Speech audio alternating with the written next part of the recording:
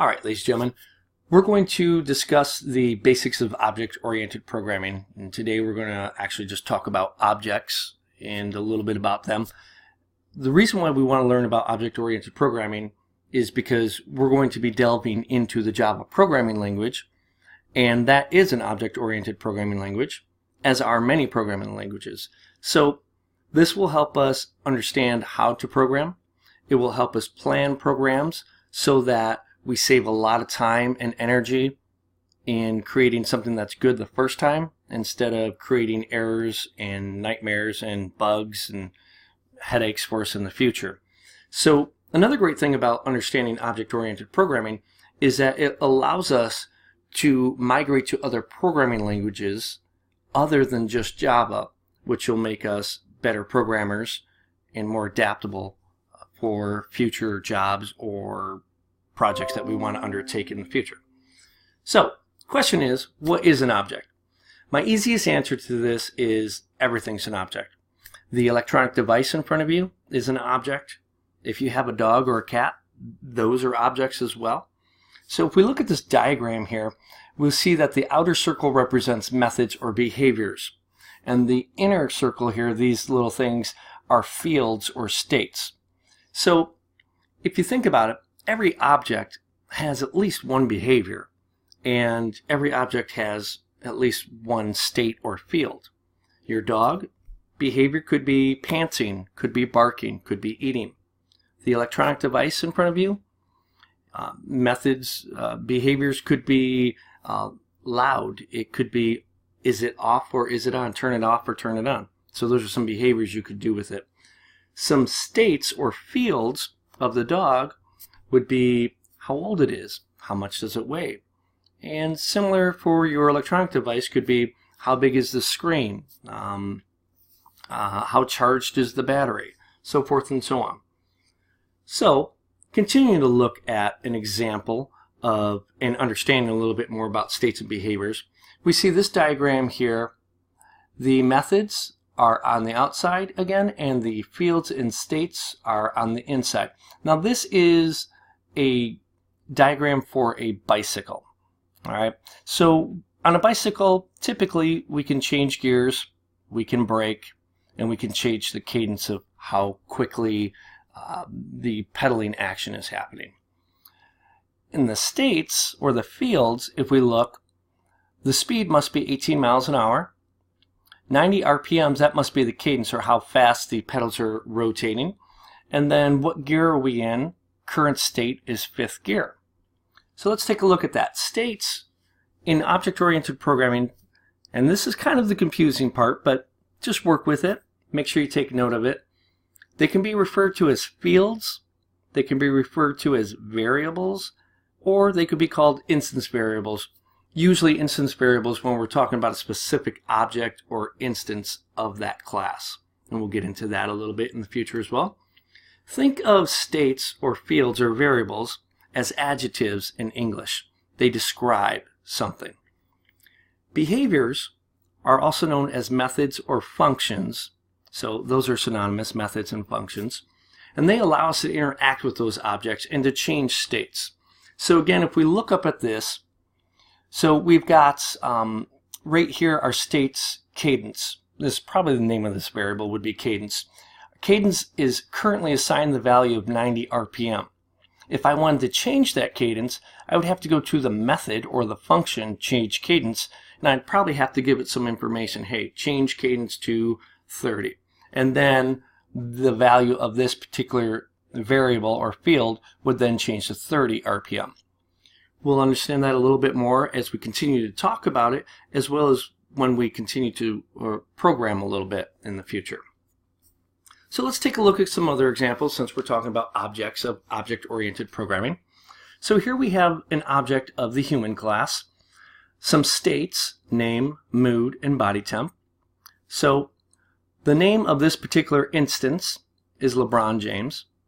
The mood currently, as we see this object or this instance, is happy. And the body temp is currently assigned the value, we'll say warm or hot. Some behaviors or methods or functions that this instance is doing right now smile, and the object is also standing. If we look at something inanimate, we can do something similar. This is an object of the cup class. Specifically, it's a coffee cup, obviously, or a teacup. Doesn't really matter. We're not going to get that involved. The color of it is a state. It's assigned the value white. The volume, we have assigned the value full. We'll say that behaviors, you could pick it up or you could set it down. So this particular one is set down. And then if we were left-handed, let's say, because this looks like it's ready for a right-hander to pick up real quick, we could rotate the handle, so we could slide that over. So that's a behavior that this cup could exhibit. Other things could be set in the location of the cup and so forth and so on, but the basic idea is there. So one of the questions might be, why do we need to learn about object-oriented programming if there's other object or types of programming out there? Well, some of the ones that are listed on the Java trails are modularity, information hiding, code reuse, and pluggability. So modularity basically means that we can take this code and use it for source code of other objects. So one thing we might think about is like the invention of the wheel. That had one perhaps very specific use when it was first created, but now we've seen all these different types of wheels that are able for all these different types of uses. Information hiding. So if we're only going to object or interact with the methods of an object, its details can be hidden. We don't really need to know the secret sauce behind it. So a great example would be that electronic device in front of you. Chances are, and this doesn't apply for everybody, but chances are you probably don't understand much about how it works. But you can use it, and you could probably use it fairly well. So that's information hiding, sort of in a real-life concept. Code reuse is one of the reasons. And now, the nice thing about that, again, is that we can reuse something that somebody else or we have created in the past and very quickly help build something else. It's kind of like Legos in a way, where you can quickly build stuff. You don't have to refashion a Lego or anything like that. I also think of it as sugar, because I don't understand how sugar is made. I know it comes from different types of plants and stuff like that, but I don't really need to know all that stuff. I just know that I can take this thing that somebody has created and I could bake a cake, I could add it to coffee, I could make Kool-Aid, whatever it is.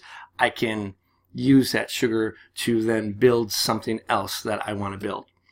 Pluggability and debugging ease. So, this is all a matter of opinion, I think, as far as debugging ease, because that's one of the things that younger or newer programmers struggle with, is debugging. And it's a great process to go through, but it can be very frustrating. So one of the nice things is, instead of having a code that has every single thing in it, like think of a video game nowadays. You take a football game that EA Sports makes, and if you literally broke it down to lines of code, I would assume that you would have tens of thousands of lines of code in that program in totality. But chances are they probably break it down into objects. So they have these different player classes, and then the player class is broken into all these other classes, like the kicker class, the quarterback class, the lineman class, the tight end class. So they probably break it down. And the nice thing about that is that if there's a problem with the game, they can focus on a small class, which might only be hundreds of lines of code instead of tens of thousands of lines of code that they have to fix. So they can pull that out, fix it, and plug it back in. The example on Java Trails is they liken it to a bolt. So if you have this massive engine that has thousands and thousands of parts to it, all of them working well except for this one bolt, well, you don't have to tear apart the whole engine and redesign it. You just take out that one bolt, you redesign it, you plug it back in, and you're good to go. So that's another one of the reasons why we do object-oriented programming. So again, I'd like you to think back to what is an object, and quite frankly, the answer is pretty much everything is an object. And all objects have methods or behaviors, and they have fields or states. So one thing you should probably try to do now, an exercise for you, is try to think of an object that I haven't already talked about, and then try to find 3 states or fields or variables that that object could have, and then think of 3 methods or behaviors that that object could have as well. And then try to understand how, or explain how, those methods could change, potentially, the states of that object as well. Hopefully you have a little bit better understanding, at least a working understanding of objects and object-oriented programming, though we've got a long way to go. But this first video will cover objects for you.